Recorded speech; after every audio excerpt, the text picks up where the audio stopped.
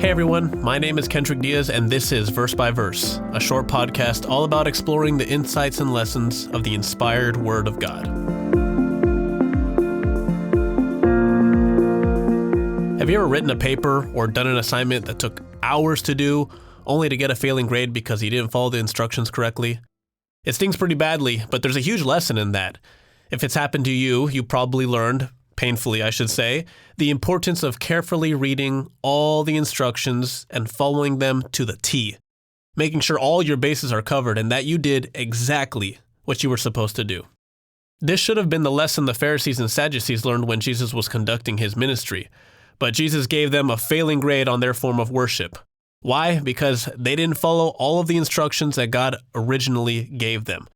So let's see what he told them in Matthew chapter 15, verses 8 through 9. Christ said, "These people draw near to me with their mouth and honor me with their lips, but their heart is far from me, and in vain they worship me, teaching as doctrine the commandments of men." I want to focus on that last verse, verse 9. I'll read it again in the New Living Translation. Christ said, "Their worship is a farce, for they teach man-made ideas as commands from God." See, they ignored the real commandments of God, the ones that he gave Moses, in favor of their own thing, their own rules and laws based on their own reasoning with their own application. And Jesus was very forward with them. He didn't pull any punches. He said that kind of worship is useless. It's pointless. It doesn't at all accomplish what God intends. It'd be a little like if your employer were to come up to you and ask, "Did you finish that project I assigned you?" And you say, "Sure did." And then what you show him is nothing like what he was wanting at all. Would he be proud? Would he thank you and go on his way? No, he'd be so displeased. He may even say, "You're out of here because you don't do what I tell you to do." Now, Jesus wasn't necessarily casting them off for good, don't get me wrong, but he was making the point that their whole approach was wrong. See, when God originally gave Israel his laws, they were one complete package. His laws were a gift to humanity when we really think about it. It was divine revelation on the rules of life, which tell us how to live properly in a way that produces blessings, in a way that avoids heartache and misery and suffering, a way of life that tells us how to be at peace with ourselves, with others, how to be at peace with God.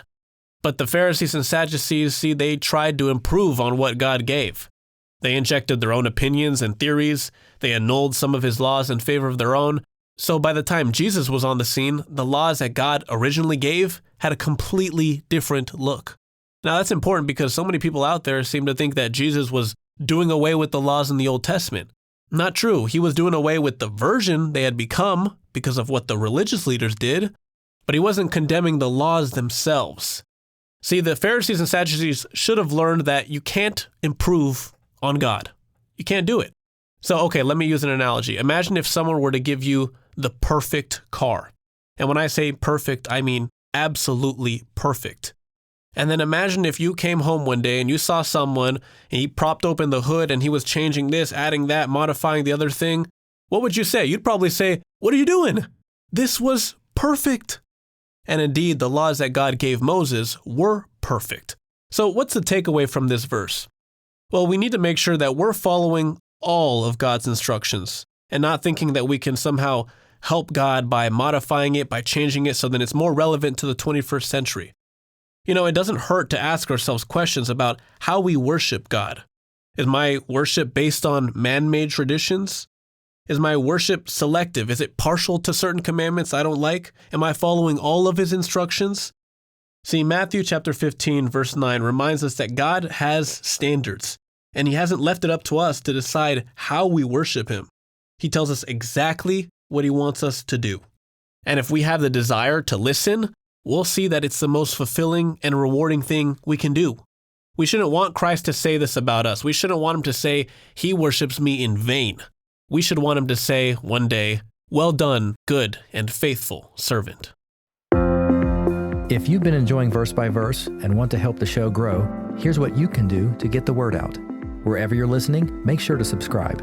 If you're on a platform that accepts reviews and ratings, those can both make a big difference in helping other people find us. Verse by Verse is a companion podcast to the Daily Bible Verse blog, which you can find on the Life, Hope, and Truth Learning Center. Check out the show notes for more.